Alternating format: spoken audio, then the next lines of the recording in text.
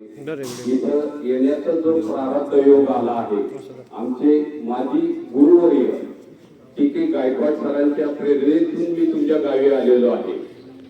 आणि मगर सरांनी विनंती केली, बाबा एक 2 मिनिटं मुलांना बोलण्याची म्हणजे मुलांना एक करिअर गायडन्स काय असतं हे महत्वाचं आहे. कारण माझी मुलं मी वयाच्या 10व्या वर्षी बाहेर सोडलेली आहेत आणि परिस्थितीने घडलेली आहेत. माझे आई वडील शेतकरी होते आणि मी एक बजाज ऑटोमध्ये कामगार म्हणून होतो. कामगार लाईफ काय असतं आणि माझं एक स्वप्न होतं जगामध्ये काहीतरी वेगळं करायचं. माझी दोन्ही मुलं सॉफ्टवेअर इंजिनियर आहेत आणि आम्ही सध्या चॅट जीपीटी आणि AI नवीन जी टेक्नॉलॉजी आहे त्या टेक्नॉलॉजीवरती काम करतो आणि देशातली पहिल्या 10 मधली कंपनी आहे. मुलगा माझा जपानमध्ये सॉफ्टवेअर इंजिनियर होता. 36 लाखाचा जॉब कोरोना काळामध्ये त्याने सोडला आणि कोरोना काळामध्ये आपल्याला सगळ्यांना माहिती आहे लोकांच्या नोकऱ्या गेल्या, बिझनेस संपले. पण ऑनलाईनच्या जमान्यामध्ये आम्ही एक स्टार्टअप चालू केलं. व करायचं काय, 10वी नंतर काय, 12वी नंतर काय आणि आफ्टर ग्रॅज्युएशन नंतर काय. जवळजवळ महाराष्ट्रामध्ये 36 लाख विद्यार्थी बोर्डला बसतात. त्याच्यावरती आम्ही काम केलं. खूप मोठी इंडस्ट्री आहे पण लाखो रुपये खर्च करायचा आई वडील मुलांवरती विश्वास ठेवत नाही. ती इंडस्ट्री आम्ही सोडली. मग जसं क्रिप्टोकरन्सी 24 तास मार्केट चालतं, शेअर मार्केट चालतं, त्याच्यावरती आम्ही काम केलं.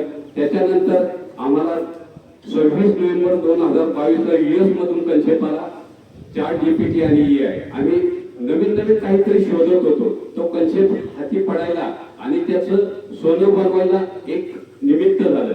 आज देशामध्ये जे काय आहे, जगामध्ये जे काही चालतं, नवीन टेक्नॉलॉजी अपडेट होतं, त्याच्यावरती आपण काम करणार आहे. आज ज्या तुमच्या शाळेला जे विद्यार्थी घडणार आहेत, विद्यार्थी हे देशाचा आधारस्तंभ आहे. मुलांनी प्रामाणिकपणे अभ्यास करणं, जिद्द, मेहनत, चिकाटी ह्या गोष्टी पाळणं. पहिला आदर, आई वडिलांचा सन्मान करायला शिका. नंतर गुरुजनांचा सन्मान करायला शिका. खूप काही हे आपल्यापाशी आहे.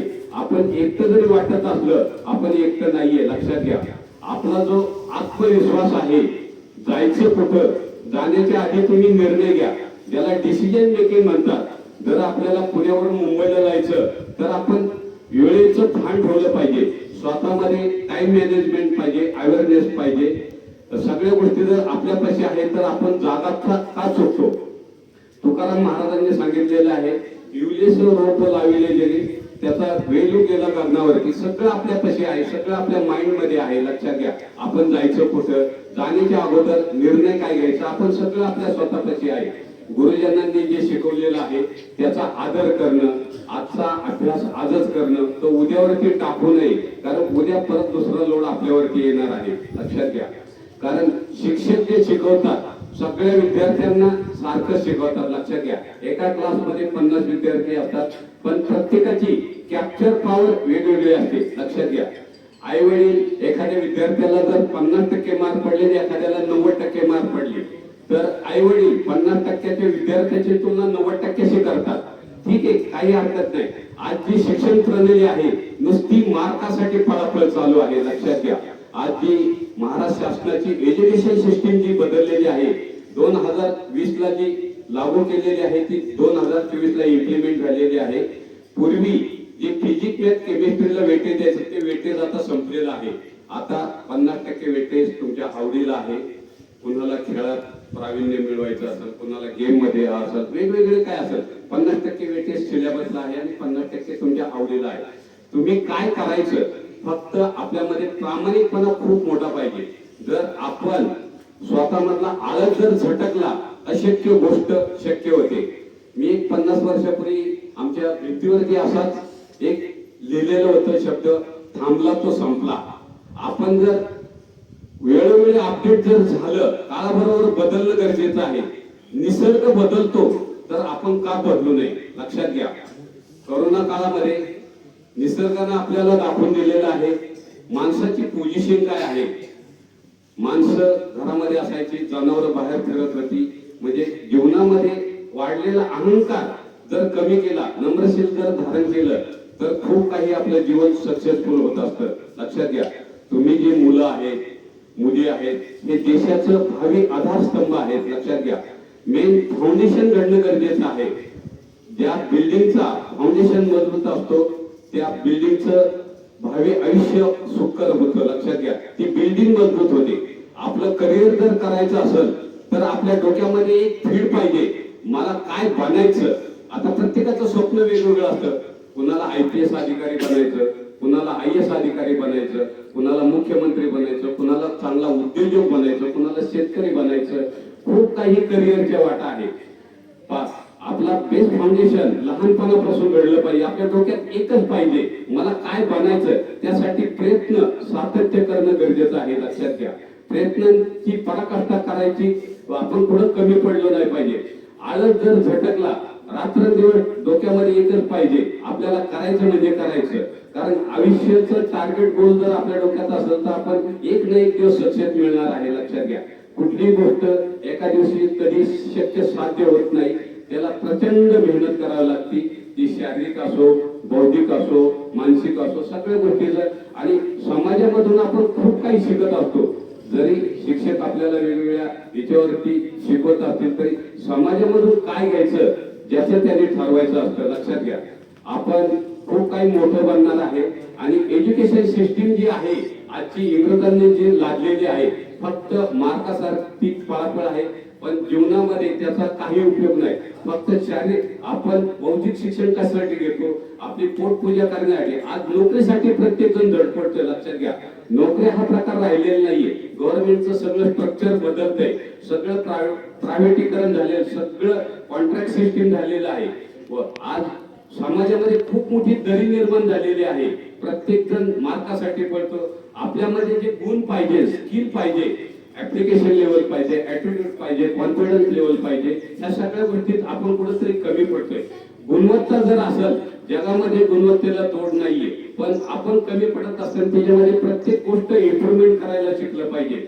जास्तीत जास्त बौद्धिक मेहनत कशी वापरायची. आपण 2% सुद्धा आपला मेंटॅबिलिटीचा पॉवर यूज करत नाही. आपण जर 100% बुद्धिमत्तेचा वापर केला तर सगळ्या गोष्टी आपल्याला सक्सेस होऊ शकतात. फक्त प्रयत्न, पुन्हा पुन्हा प्रयत्न करणं गरजेचं आहे. ट्राय अगेन अँड अगेन, पुन्हा पुन्हा प्रयत्न करू द्या. अपयश येऊ द्या, एकदा नाही 10 वेळा अपयश येऊ द्या. अपयशाच्या पाठीमागची कारणं शोधा. आपण पुढं कमी पडलोय, त्याला इम्प्रुव्हमेंट प्लॅटफॉर्म द्या. तुम्हाला ज्या ज्या गोष्टी अभ्यासामध्ये, आज तांत्रिक शिक्षणात, जिल्हा परिषदची शाळा समाजाच्या दृष्टिकोनातून वेगळ्या अँगलने पाहतात. जिल्हा परिषद म्हणजे 3rd क्लास असं लोकांचं म्हणणं आहे, पण तसं काही नाही. आज आपल्या वाबळेवाडी जी जिल्हा परिषदची शाळा आहे आणि जालिंदर नगर कनेरसर पुणे जिल्हा, खेड तालुक्यामध्ये, पुणे जिल्ह्यामध्ये, आज ती देशातली तर नंबर 1ची शाळा आहे, पण जगातली 1 नंबरची शाळा आहे. वारे गुरुजी म्हणून आहे, त्यांना त्या शाळेला 1 कोटीचा अवॉर्ड मिळालेला आहे. पुढच्या 15 तारखेला ते दुबई, अबुधाबी या ठिकाणी प्रोग्रामसाठी जात आहे. आणि त्या शाळेवरती मी भेट दिली आणि जे सर्वसामान्य माणूस काय करू शकतो जगात त्यांनी एक आदर्श निर्माण केलेला आहे. लक्षात घ्या, काय होऊ शकत नाही असं काही नाही. जगातले प्रत्येक माणसामध्ये काही ना काही गुण दडलेले असतात. त्यांना संधी मिळणं गरजेचं असतं. संधी जर मिळाली, त्या संधीचं सोनं कसं करायचं. क्षणोक्षणी वेळोवेळी आपल्याला संधी मिळत असती, त्या संधीचा आपण किती फायदा घ्यायचा आपण आपलं ठरवायचं असतं. लक्षात घ्या, 10वी नंतर काय, 12 नंतर काय, आफ्टर ग्रॅज्युएशन नंतर खूप काही संधी आहे. इंजिनिअरिंग आहे, मेडिकल आहे, कृषी आहे, तंत्रज्ञान आहे. वेळोवेळी तंत्रज्ञानाबरोबर आपण अपडेट होणं गरजेचं आहे. मुलांना माझं एकच सांगणं आहे, जे मोबाईल पासून दूर राहा. मोबाईलचा वापर चांगला आहे, पण युट्यूब झालं, इंस्टाग्राम झालं, फेसबुक झालं, याच्यापासून दूर राहा. परत टीव्ही पासून दूर राहा. कारण आपला वेळ सगळा अभ्यासात व्यग्र करा. जर जमत नसेल 15 मिनिटं सेल्फ स्टडी करा, अर्धा तास, 1 तास, 2 तास सेल्फ स्टडीवरती फोकस करा. आणि भल्या पहाटे तुम्ही वाचन करायला शिका. जे भल्या पहाटे 4 ते 6 तास ब्रह्ममुहूर्त असतो, वाचन केल्यानंतर आपल्या पूर्णपणे मेमरीमध्ये राहतं. लक्षात घ्या, आपण 10 आणि 11 वाजता झोपतो, संध्याकाळी लवकर झोपा, सकाळी लवकर उठा, रनिंग करा, व्यायाम करा. खूप काही आहे करण्यासाठी आपल्याकडे भरपूर आहे, पण मनाची तयारी सर्वात महत्वाची आहे. मानसिकता खूप महत्वाची आहे. मनाची तयारी असेल तर आपण जगाच्या पातळीवरती कुठं जाऊन पोहोचू शकतो. लक्षात घ्या, सगळं आपल्यापाशी आहे. सद्गुरू वामनताईंनी सांगितलेलं आहे, तूच आहे तुझ्या जीवनाचा शिल्पकार. सगळ्या गोष्टीला कारणीभूत आपण आहे. आपण चांगलं करायचं का वाईट करायचं आपण आपलं ठरवायचं असतं, लक्षात घ्या. मला मगर सरांनी आणि चिमळे ग्रामस्थांनी किंवा हायस्कूलनी जी 2 मिनिटं बोलण्याची संधी दिली त्याबद्दल मी त्यांचं हार्दिक अभिनंदन करतो.